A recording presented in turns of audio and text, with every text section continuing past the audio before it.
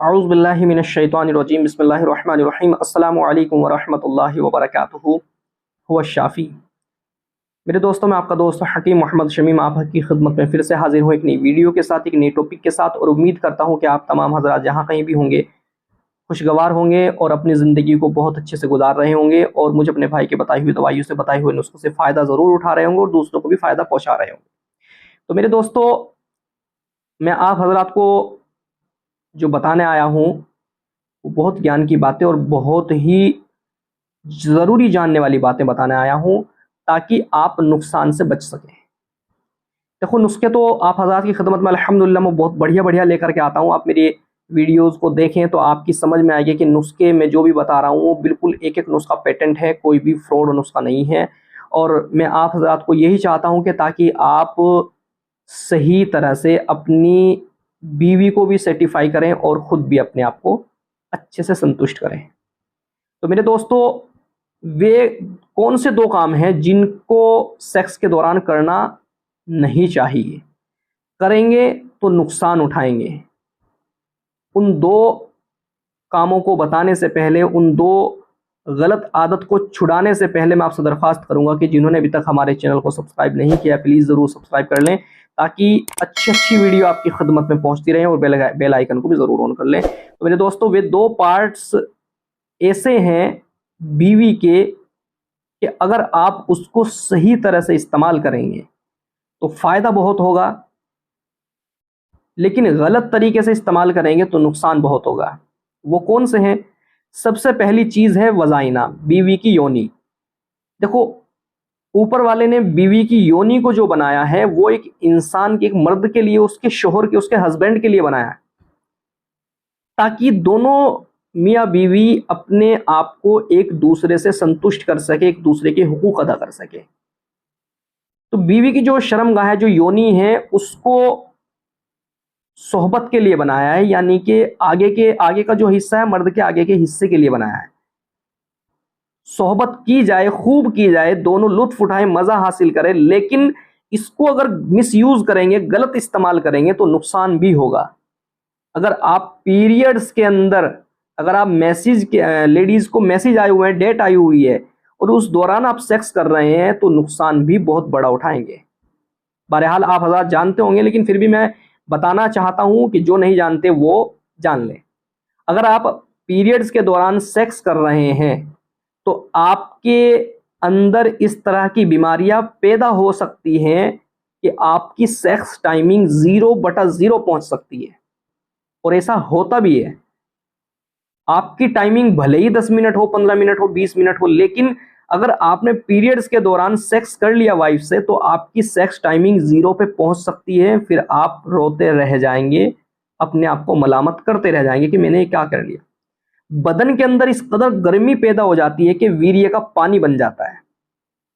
चाहे आप पे कितनी भी ठंडी ठंडी दवाई ये खाने की कोशिश करें, अक्सर कर ये मर्ज फिर बहुत मुश्किल से सुधार में आता है। तो सबसे पहली बात तो है कि आप पीरियड्स के दौरान कभी भी सेक्स ना करें। दूसरा हिस्सा कौन सा है? दूसरा हिस्सा है पीछे का।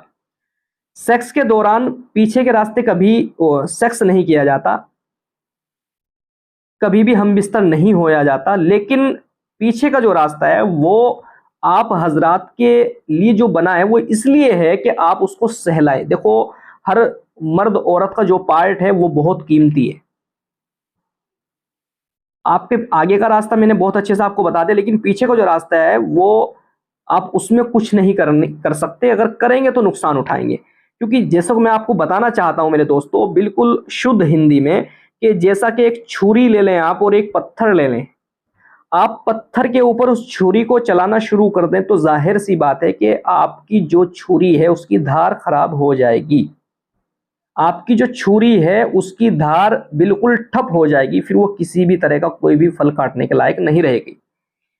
और इसी तरह से आप रुई के ऊपर को छुरी को चलाना शुरू कर दें, रुई के ऊपर छुरी को चलाए तो जाहिर सी बात है कि आपकी छुरी की धार में जरा सा भी फर्क नहीं आएगा, जरा सी भी खराब नहीं होगी। इसी तरह से लेडीज का जो पीछे का रास्ता है वो सेक्स करने के लिए नहीं है, आगे का जो रास्ता है वो सेक्स करने के लिए है। क्योंकि आगे का रास्ता बिल्कुल रुई की तरह, कॉटन की तरह बहुत सॉफ्ट होता है और पीछे का रास्ता बहुत हार्ड होता है। देखो, जो लेडीज के कूल्हे हैं वो सेक्स के दौरान आपके काम आएंगे। आप उनको सहला सकते हैं, आप उनको मसल सकते हैं बीवी को गर्म करने के लिए। लेकिन आप अगर पीछे के रास्ते सेक्स कर रहे हैं तो आप अपने आप को बहुत बड़े नुकसान में, बहुत बड़े खसारे के अंदर धकेल रहे हैं। क्योंकि हाथ से जो नुकसानात है, देखो हाथ से जो मना किया गया वो इसलिए है क्योंकि हाथ की रगड़ बहुत सख्त होती है, लिंग की नसें ठप हो जाती हैं, खराब हो जाती हैं। इसी तरह से लेडीज के पीछे के रास्ते सेक्स करने से भी लिंग की नसें खराब हो जाती है, ठप हो जाती है। अब आपको मैं बताना चाहूंगा कि जब आप बीवी के साथ पीछे के साथ रास्ते सेक्स कर रहे हैं और अगर वो दाब दे दे तो नसों के ऊपर बहुत गलत प्रेशर पड़ता है, जिससे कि आपके लिंग की नसें मुड़ भी जाती हैं, सुकड़ भी जाती हैं। और आपको अगर लग रहा है कि भाई मुझे कोई नुकसान नहीं पहुंच रहा है, तो फिर आप जल्दी ही नुकसान उठा लेंगे। क्योंकि ऐसा हो जाता है, बहुत से लोगों को जल्दी नुकसान नहीं पहुंच रहा, लेकिन कुछ वक्त के बाद में फिर वो सिर पकड़ के रोता है। तो मेरे दोस्तों, मैं आपसे यही कहूंगा कि आप इन दोनों चीजों से बचें। और ये भी देखो, खुदा की कितनी बड़ी नेमतें हैं हम हर इंसानों पर, कि जिन चीजों से हकीकत में नुकसान है उन चीजों से ऊपर वाले ने पहले ही रोक दिया है, मना कर दिया है कि पीछे के रास्ते बीवी से सेक्स ना किया जाए, सोहबत ना की जाए, मिलाप ना किया जाए। और इसी तरह से पीरियड्स के दौरान ना सोहबत की जाए, ना मिलाप किया जाए, ना सेक्स किया जाए। और ये दोनों चीजें हमारी दुनिया के एतबार से भी इनसे बचना बहुत जरूरी है, पीरियड के दौरान सोहबत करने से और पीछे के रास्ते सोहबत करने से। और दीन के एतबार से भी बचना बहुत जरूरी है इन दोनों चीजों से। मेरे दोस्तों, अपनी बीवी को अपनी बीवी समझे, उसको गैर ना समझे कि वो यार बस आई उसको किसी भी तरह से जो है इस्तेमाल करा, और नहीं, वो आपकी बीवी है, खूब प्यार से इस्तेमाल करें, वो आपके साथ रहेगी। तो आज चलता हूँ, इंशाल्लाह फिर से अगली वीडियो में मुलाकात होगी। और आपसे दरख्वास्त करता हूँ कि अगर वीडियो आपको अच्छी लगी है तो ज़रूर चैनल को सब्सक्राइब कर लें और लाइक करें। वीडियो को कमेंट्स भी क्या करें कि आपको वीडियो कैसी लगी है, और आप बताया करें कि किस टॉपिक पे आपकी खिदमत में वीडियो लेकर के हाजिर हूँ। अगली वीडियो में फिर से मुलाकात होगी, तब तक के लिए अल्लाह हाफिज़। अस्सलामु अलैकुम व रहमतुल्लाहि व बरकातुहू।